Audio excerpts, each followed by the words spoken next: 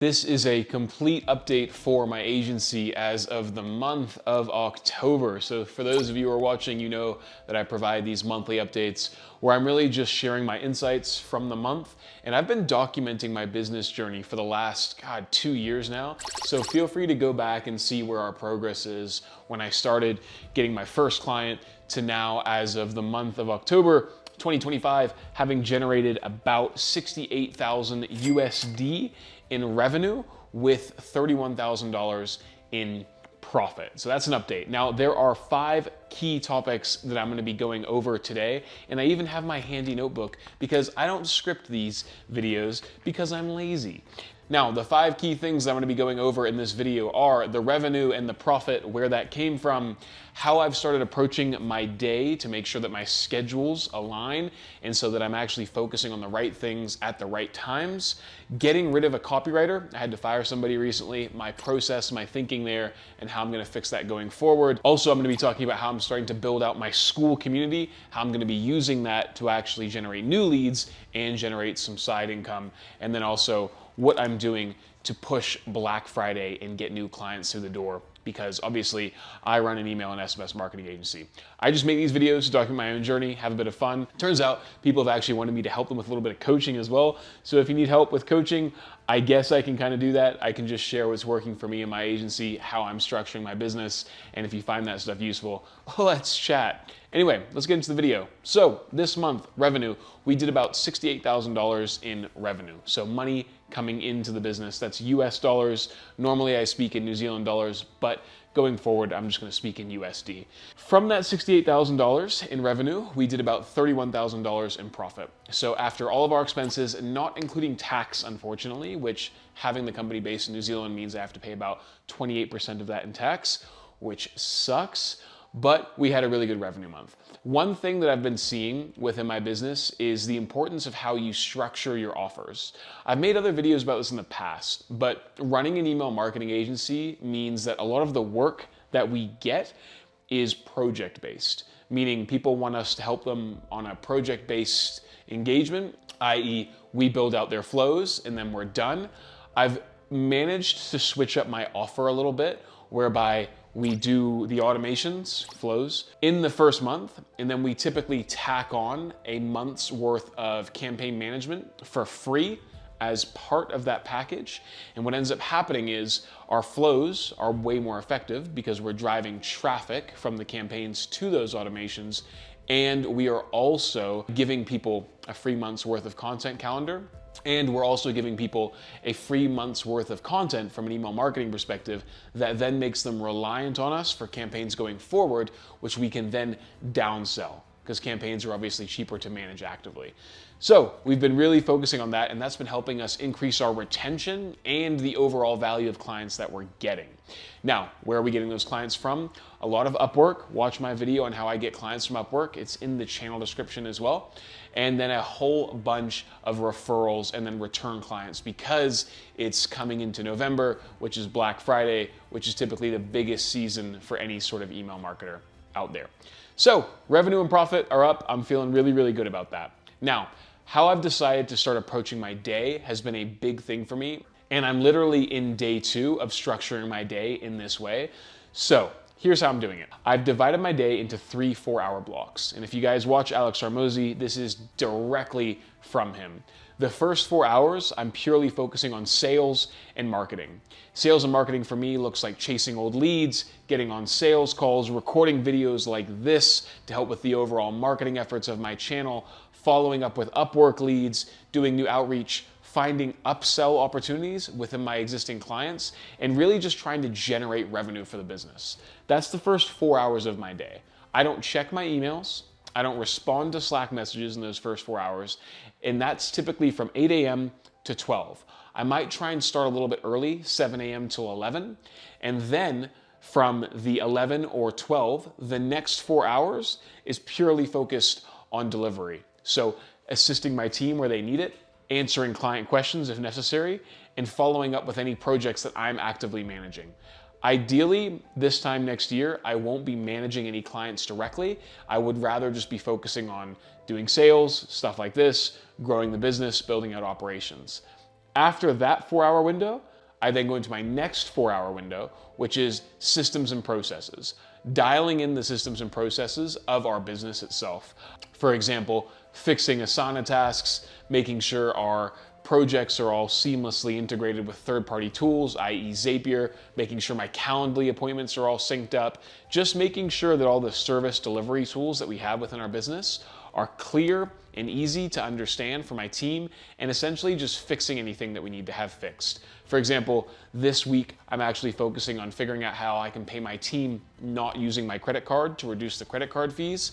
It's a little thing that once done, I can use and rather implement every single month thereafter and just help with the overall business fundamentals. So that's number 2. Number 3 big update in my business, I had to get rid of a copywriter. I made a video about this recently, but unfortunately we had a copywriter or just somebody in our company who was unable to improve. And what was happening is I was giving this person so many chances, so many opportunities, and the more time and opportunities I gave this person, the more reliant I became on somebody who was substandard, like not able to deliver and help our company.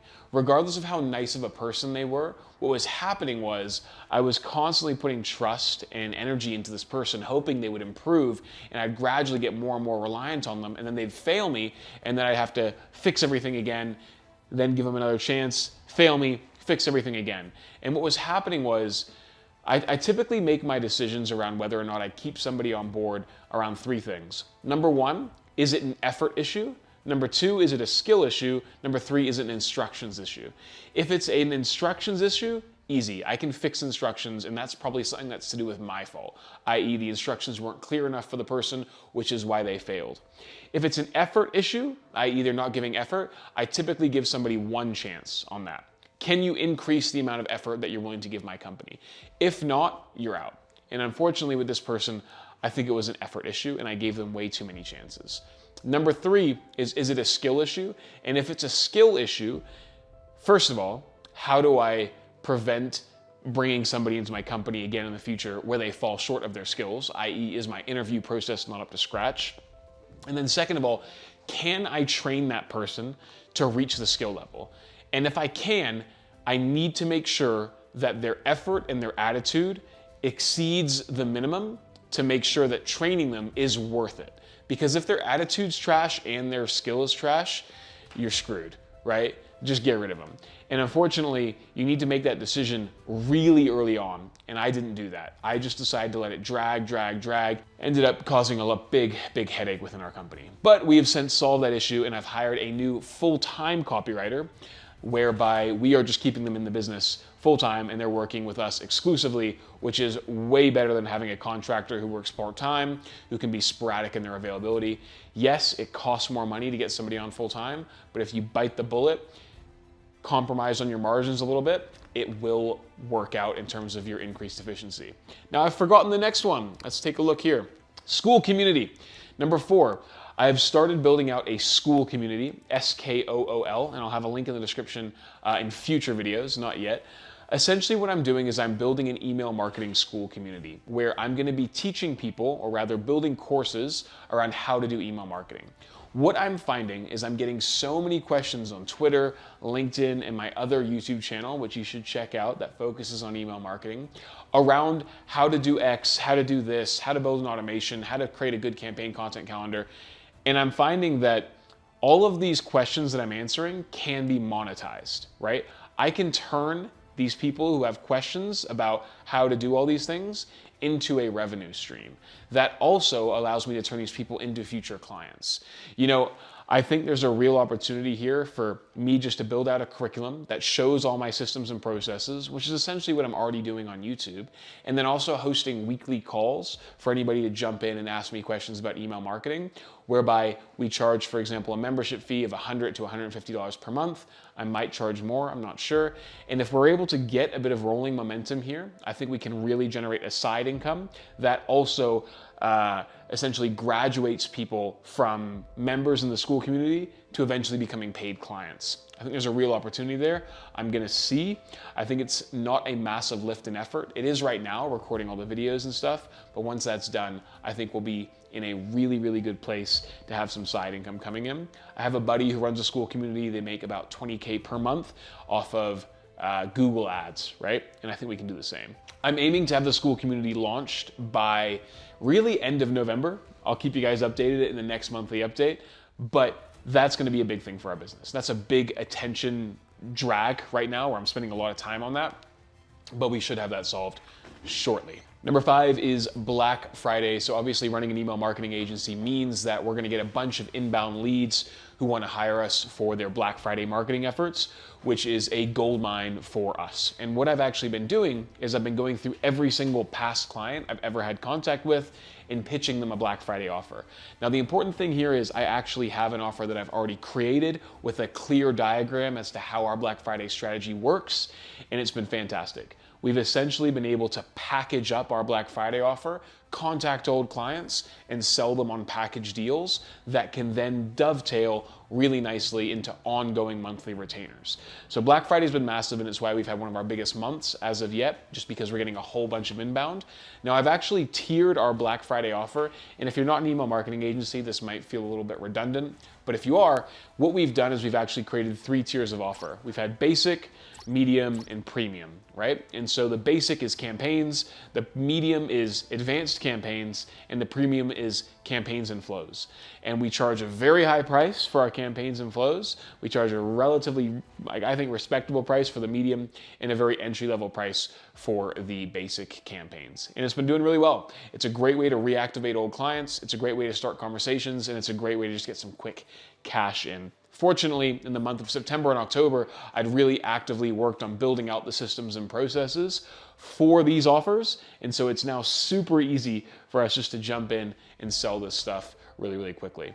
That's it for the month of October. If you like these, subscribe. I post these every single month just to give you an update on my business and also to give me something to look back on a regular basis. But without wasting any more of your time, check out the channel. I post a bunch of videos about this. If you need help growing your own agency, shoot me a message. Happy to jump on a call and teach you what I know.